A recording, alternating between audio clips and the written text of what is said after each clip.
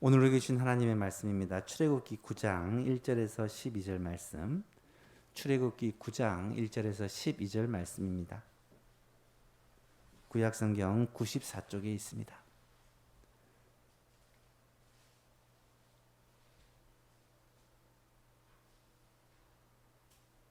출애굽기 9장 1절부터 12절까지 한 절씩 교독하겠습니다.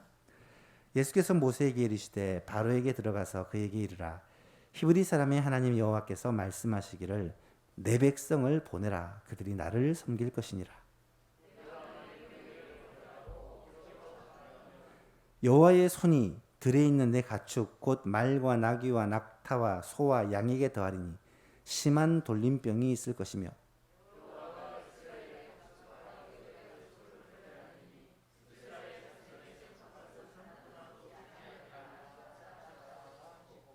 여호와께서 기한을 정하여 이르시되 여호와가 내일 이 땅에서 이 일을 행하리라 하시더니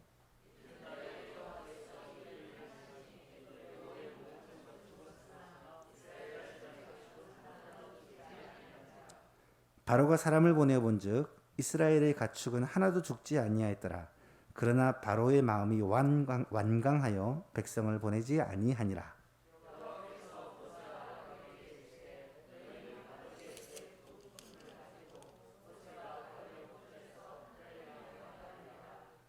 그 재가 애굽 온 땅의 티끌이 되어 애굽 온 땅의 사람들과 짐승에게 붙어서 악송 종기가 생기리라.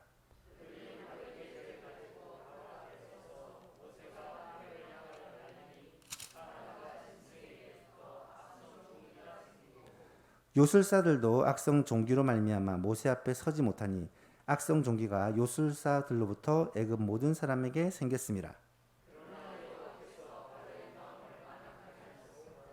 그들의 말을 듣지 아니하였으니 여호와께서 모세에게 말씀하신 것 같더라.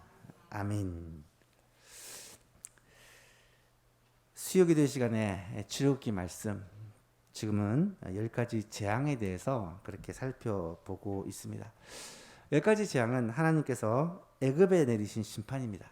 하나님의 백성 이스라엘을 학대하고 그들에게 아주 몹쓸 짓을 했던 바로 왕과 또 애굽의 그런 사람들에게 하나님께서 심판을 내리시는데 그 심판이 무섭습니다.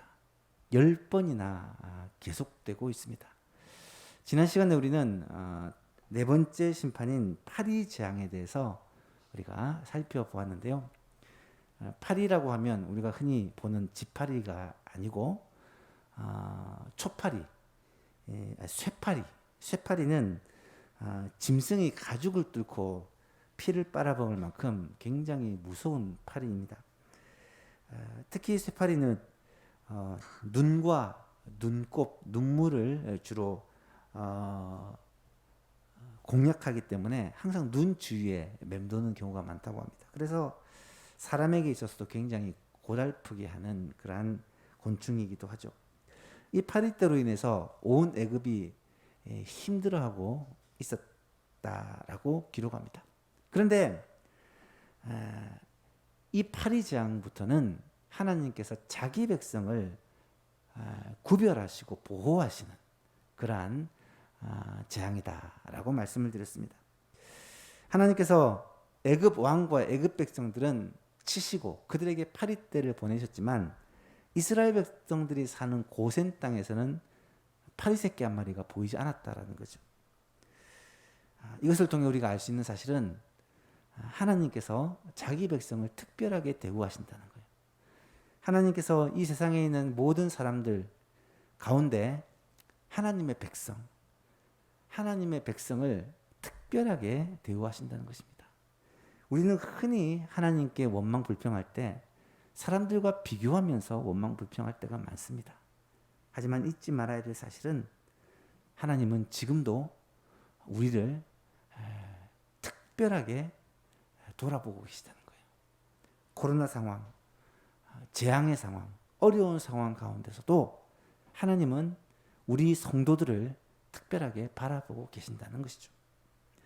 두 번째로 파리 재앙은 이 성도를 향해 세상과 적당히 타협하도록 미혹하는 사탄의 그 속임수를 보여주고 있습니다. 세파리오 공격으로 다급해진 바로왕이 급히 모세와 아론을 불러서 그들에게 이야기를 합니다. 항복을 선언하는 것이 아니라 협상을 하자는 거죠. 어떤 협상을 합니까? 첫 번째 타협안, 너희가 하나님께 예배를 드리는데 이 땅에서 드리라. 안 됩니다.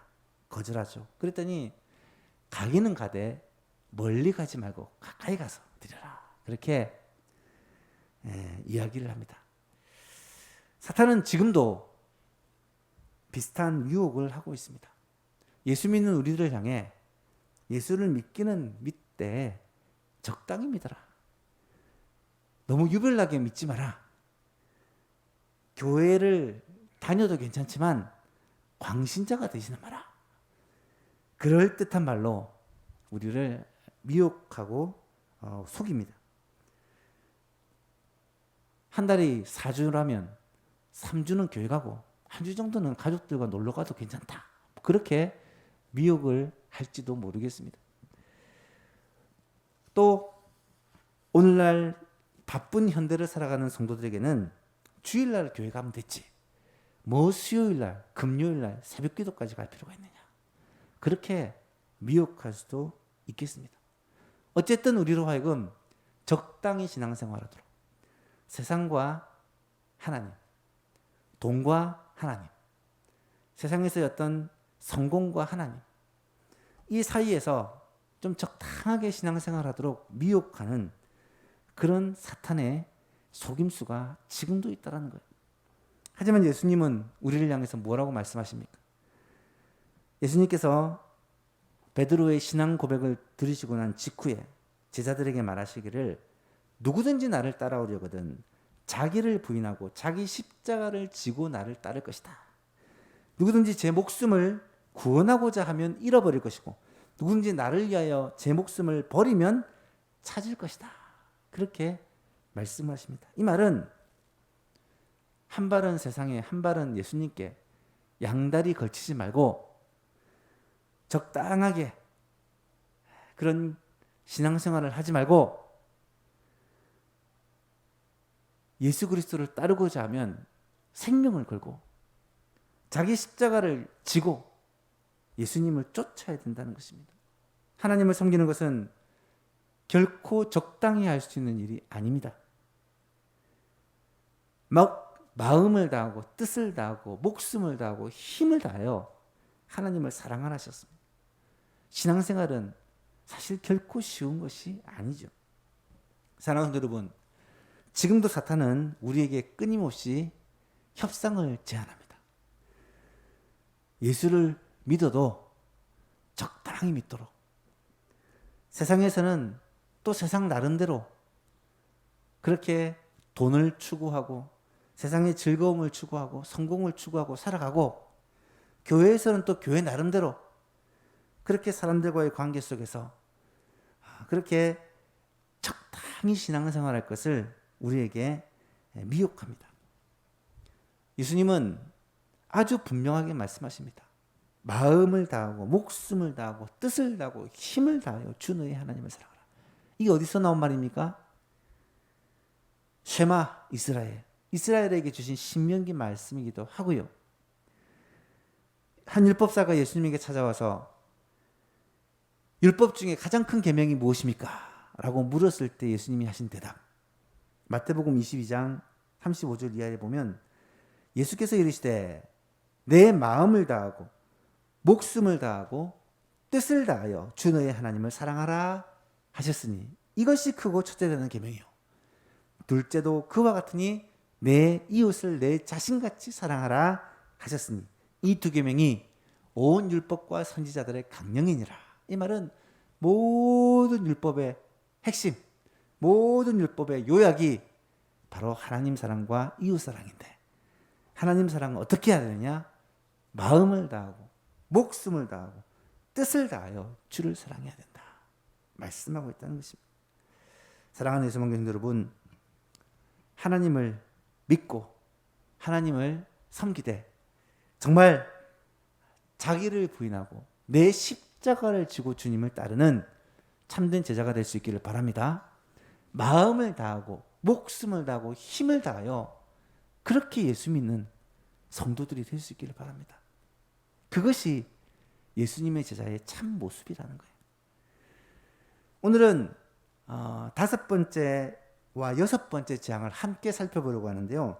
5번째 재앙은 가축 재앙이라고 하고 혹은 옛날에는 생축 재앙이라고 했죠. 가축들에게 돌림병이 오는 재앙입니다. 6번째는 악성 종기, 사람과 가축에게 악성 종기가 생기는 이 재앙이라는 거예요. 이 재앙을 통해 우리에게 주시는 메시지를 함께 살펴보고자 합니다. 첫 번째로 가축의 돌림병 재앙에서도 하나님은 이스라엘 백성들을 특별하게 구별하고 계십니다. 우리가 앞에서 파리 재앙 때 하나님이 이스라엘 백성을 사는 고센 땅을 구별하였다라는 것을 들었는데 오늘 본문에도 또 그 내용이 나타납니다. 여호와께서 모세에게 이르시되 바로에게 들어가서 그에게 이르라. 히브리 사람의 하나님 여호와께서 말씀하시기를 내 백성을 보내라. 하나님의 백성이란 말입니다. 내 백성을 보내라. 그들이 나를 섬길 것이니라. 내가 만일 보내기를 거절하고 억지로 잡아두면 여호와의 손이 들에 있는 내 가축 곧 말과 나귀와 낙타와 소와 양에게 더하리니 심한 돌림병이 그들에게 있을 것이다. 여러분, 요즘도 짐승들에게 걸리는 병이 있어요. 대표적인 것이 조류독감, 새, 닭들에게, 그리고 구제역. 가끔씩 조류독감, 구제역이 돌면 전국적으로 난리가 납니다. 지나가는 길에 소독약을 다 쳐놓고 농가들은 진짜 초비상이 걸립니다. 한 마리가 구제역에 걸리면요, 그 축사에 있는 소들은 전부 다 살처분이라고, 다 죽인. 심지어 우리 축사도 아닌데 가까이 있다는 이유로 다른 사람의 축사에 있는 소까지 다 죽입니다. 아니 어떻게 그렇게 잔인한 일을 할 수 있을까 싶지만 그렇게 안 하면 이런 전염병은 막을 수가 없다는 거예요. 얼마나 전염성이 강한지. 이런 구제역이나 조류독감 같은 무서운 전염병이 지금으로부터 3,500년 전에 이 애굽 땅에서도 있었다는 거예요. 한번 상상해 보면 얼마나 이것 때문에 난리가 났을지를 충분히 상상할 수가 있습니다. 짐승들이 막 죽어가는 거예요. 그런데 이번에도 하나님은 자기 백성을 이 심판의 자리에서 딱 구별을 시킵니다. 4절 이하를 보니까 여호와가 이스라엘 가축과 애굽의 가축을 구별하리니 이스라엘 자손에게 속한 것은 하나도 죽지 아니하리라 하셨다 하라 하시고 여호와께서 기한을 정하여 이르시되 여호와가 내일 이 땅에서 이 일을 행하리라 하시더니 이튿날에 여호와께서 이 일을 행하시니 애굽의 모든 가축은 죽었으나 이스라엘 자손의 가축은 하나도 죽지 아니한지라. 가축에 완전한 구별이 일어난 거예요. 애굽 사람들의 가축은 엄청난 피해를 입었는데 이스라엘 백성들이 키우는 가축은 전혀 피해가 없었다. 여러분, 우리 하나님은요, 성도와 세상 사람들을 구별하십니다.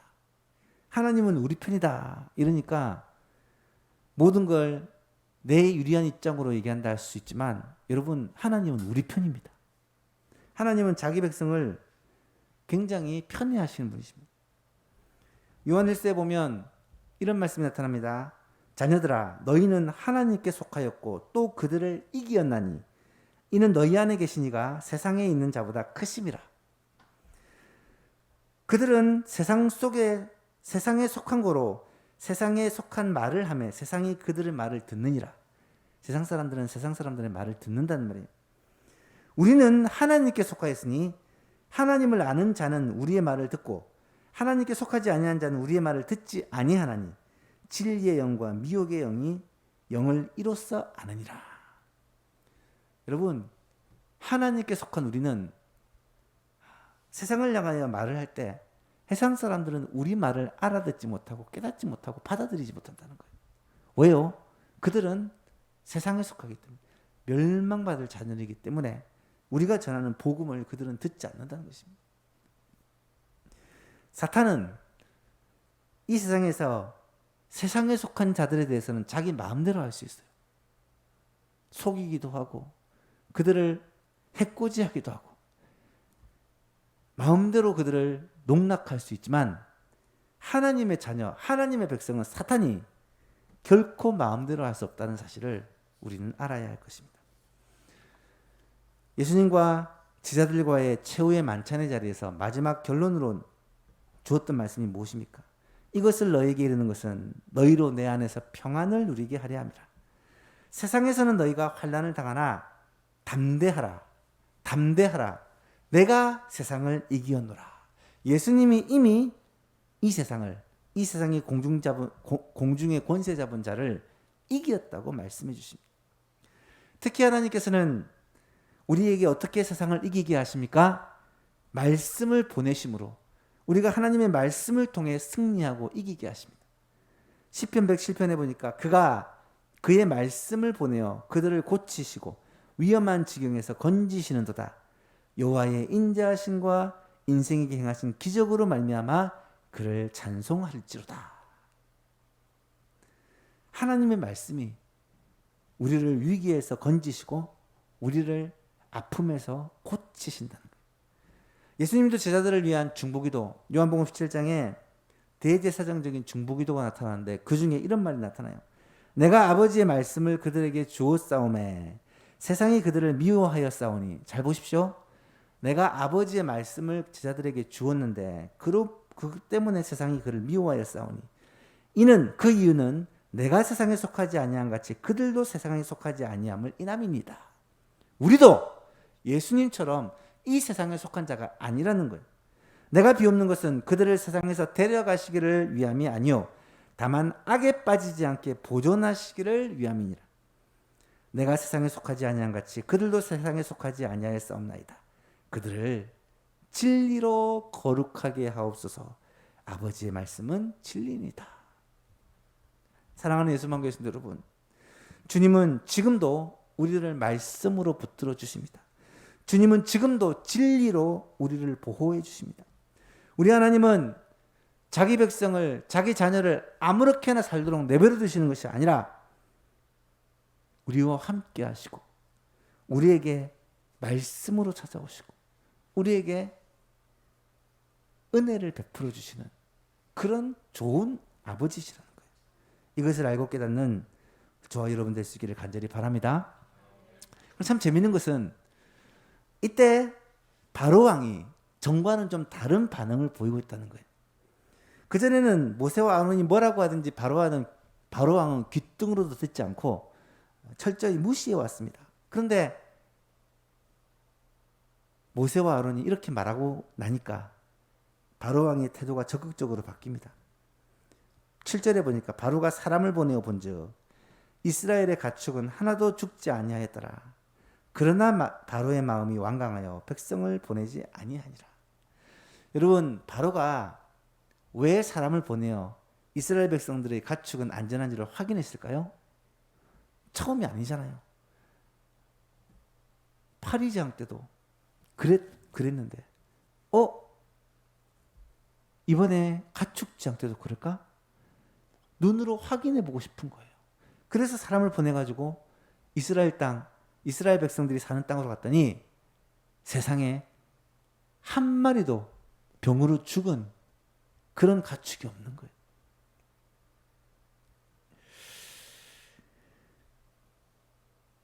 그런데요, 놀랍게도 그럼에도 불구하고 직접 확인까지 했음에도 불구하고 그 결과가 뭐냐? 그러나 바로의 마음이 완강하여 백성을 보내지 아니하였다. 그런 상황쯤 되면 바로가 정신 차리고 하나님이 살아계시구나, 하나님께서 역사하시는구나 깨닫고 그렇게 하나님의 백성을 보내야 되는데 바로는 놀랍게도 전혀 다른 반응을 보여. 그럼에도 불구하고 마음을 완강하게 하여 완악하게 하여 백성을 보내지 않는 거예요. 여러분, 사람의 마음이 굳어진다는 것이 이렇게 무서운 것입니다.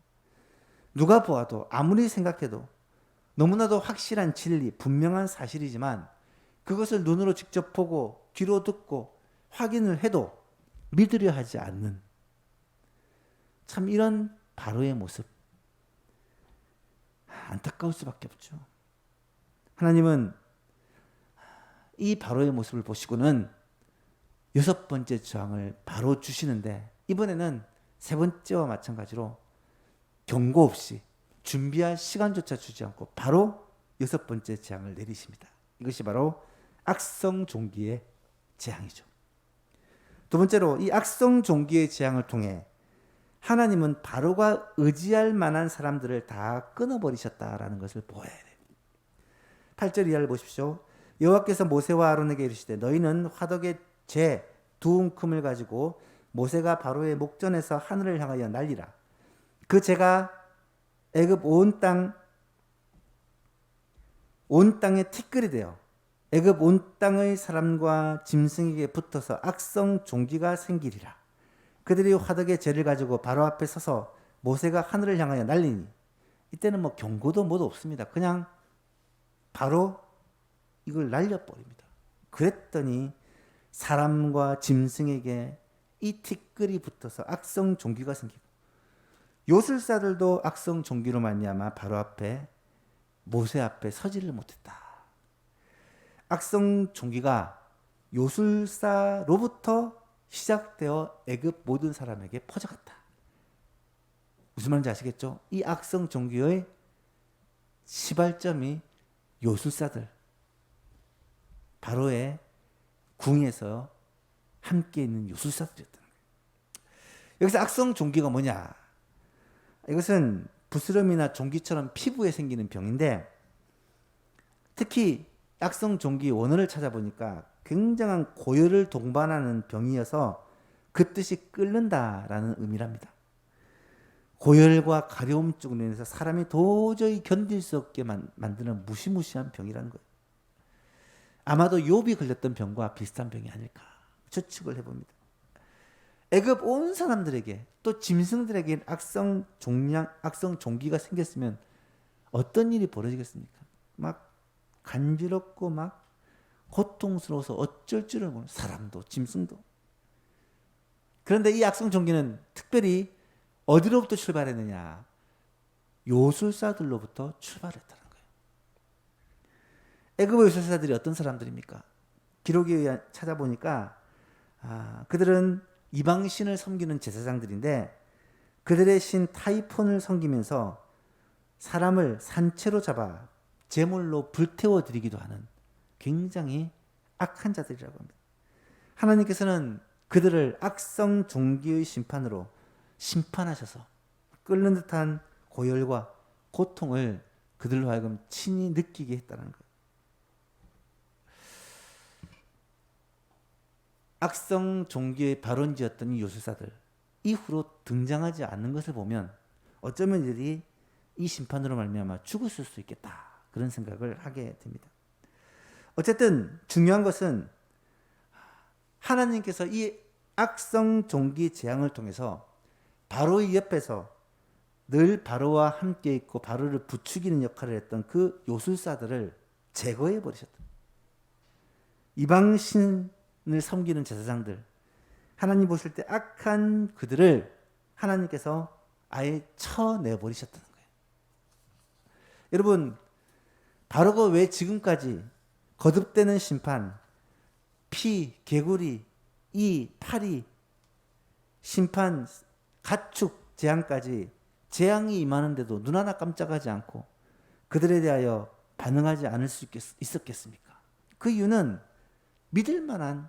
자신이 믿을 만한 사람들이 있었기 때문이에요. 바로의 옆에서 늘 바로를 보좌했던 요술사들, 이 사람들은요, 심지어 모세가 아론이 지팡이를 뱀이 되게 하고 또 뱀을 지팡이가 되게 하는 이 요술을 그대로 따라했던 사람들이에요. 심지어 나일강의 하수가 피로 바뀌는 그 요술까지도 그들이 따라했던 사람들이. 그러니 왕도 이 요술사들을 의지하는 거예요. 뿐만 아닙니다. 바로의 주위에는 바로를 태양신으로 모시고 바로를 섬기는 수많은 신하들이, 또 군사들이, 백성들이, 어마어마한 사람들이 있었다는 거예요. 그들은 또한 어마어마한 돈과 무기와 권세와 힘을 가진 당시 세계 최고의 패권 국가였다는 것입니다. 여러분, 하나님께서 그 강한 나라 애굽을 심판하신, 특별히 바로가 의지할 만한, 바로의 그 믿고 의지할 만한 것들을 쳐내시는데, 그 첫 번째로 요술사들, 바로의 곁에서 늘 바로에게 지혜를 주고 바로를 돕던 그들을 쳐내버리신 거예요. 그런데 이런 일을 당하고 바로가 정신을 차렸을까? 놀랍게도 오늘 본문 12절은 뭐라고 말씀하시나요? 그러나 여호와께서 바로의 마음을 완악하게 하셨으므로 그들의 말을 듣지 아니하였으니 여호와께서 모세에게 말씀하신 것 같더라. 여러분, 참 완악하면요, 마음이 완악하면요, 답이 없어요. 이 바로를 보세요. 지금 벌써 6번째 재앙입니다. 그렇게 경고하고 똑같은 재앙, 비슷한 재앙이 이어지는데도 끝까지 버티고 있어요. 오늘 새벽에 한 청년이 교회를 찾아왔어요. 새벽기도를 마치고 밖에서 기다리고 있더라고요. 만나서 얘기를 하는데 처음에는 뭐 좀 도와달라는 사람 전주 오니까 그런 사람인 줄 알았는데 알고 보니 그게 아니라 뭐 어디서 인터넷에서 보고 찾아왔다는데, 이 교회는 백신 안 맞는 교회 맞죠? 예? 무슨 얘기입니까?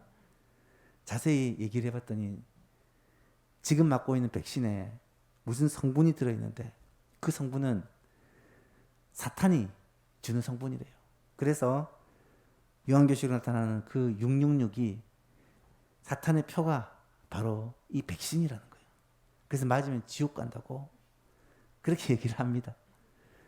그래서 정색하면서 저도 백신 맞았는데요. 그랬더니 그때부터 청년 얼굴이 새카맣게 바뀌더니 자신이 들었던 뭐 이런저런 얘기를 하는 거예요. 너무 그 영혼이 불쌍해서, 젊은 사람이라서 성경에 대해, 복음에 대해 얘기를 해주는데 듣지를 않는 거예요. 대화가 안 되는 거예요. 이 사로잡힌 사람은 아무리 들어도 꼭 벽에 대고 얘기하는 것 같아요. 정말 안타깝다라는 그런 마음을 가지게 됐습니다. 고린도서 4장 3절 이하에서는 만일 우리의 복음이 가리웠으면 망하는 자들에게 가려진 것이라. 그 중에 이 세상의 신이 믿지 아니하는 자들의 마음을 혼미하게 하여 그리스도의 영광의 복음의 광채가 비치지 못하게 하매니 그리스도는 하나님의 형상이라. 하나님의 형상이신 그리스도의 그 강력한 빛이 그들에게 비춰도요, 악한 영이 그들의 눈을 어둡게 하고 혼미하게 해버리면 이게 비치지 못한다는 거예요. 5절 6절에 이어서 우리를 전파하는 것이 아니라 오직 그리스도 예수의 주 되신 것과 또 예수를 위하여 우리가 너희의 종된 것을 전파함이라. 어두운데 빛이 빛이라고 말씀하셨던 그 하나님께서 예수 그리스도의 얼굴에 있는 영광, 하나님의 영광의 광채, 영광을 아는 빛을 우리 마음에 비추셨느니라. 여러분, 하나님이 친히 그 영광의 빛을 우리에게 비추어 주셔서 우리가 하나님을 알고 하나님을 믿고 하나님의 자녀가 될 수 있었다는 거예요. 생각해 보세요. 이게 얼마나 놀라운 은혜인가요? 만약에 바로처럼, 만약에 우리가 저 청년처럼 마음이 혼미하게 되고 어두워져서 이 그리스도의 빛나는 광채를 보지 못하고 받아들이지 못했다면 우리는 어떻게 됐겠습니까? 그렇게 멸망의 길을 걸어갈 수밖에 없는 우리들인데 하나님께서 우리를 사랑하셔서 일방적으로 선택하시고 때가 되어 부르시고 하나님의 자녀 삼아주시고 예수 그리스도의 십자가 대속의 사건이 나를 위한 사건이라는 것을 깨닫게 해주시고 예수 그리스도를 붙잡고 의지함으로 말미암아 구원을 받게 하시고 하나님의 자녀가 되게 하시고 하나님의 인도와 보호 가운데 살아가게 하시고 장차 영원한 하나님의 나라를 소망하며 살게 하시고 기도하고 응답받고 하나님께 예배하고 찬양하며 이렇게 살게 하신 것이 얼마나 놀라운 은혜인지 정말 생각만 해도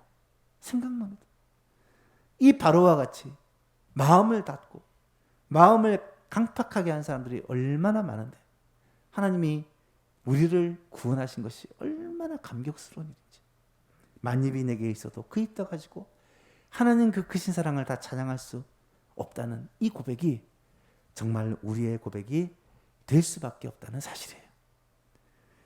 베드로전서 2장에 보면 베드로가 이 감격과 이 감사의 마음을 가지고 이렇게 고백합니다. 성경에 기록되었을 때 보라 내가 택한 보배로운 모퉁이 돌을 시온에 두느니 그를 믿는 자는 부끄러움을 당하지 아니하리라 하셨으니 모퉁이 돌은 예수님입니다. 그러므로 믿는 너희에게는 보배이지만 예수님이 보배이지만 믿지 아니하는 자들에게는 건축자들의 버린 그 돌이 모퉁이의 머릿돌이 되고 또한 부딪히는 돌과 걸려 넘어지게 하는 바위가 되었다 하였느니라. 그들이 말씀을 순종하지 아니함으로 넘어지나니 이는 그들을 그렇게 정하신 것이라.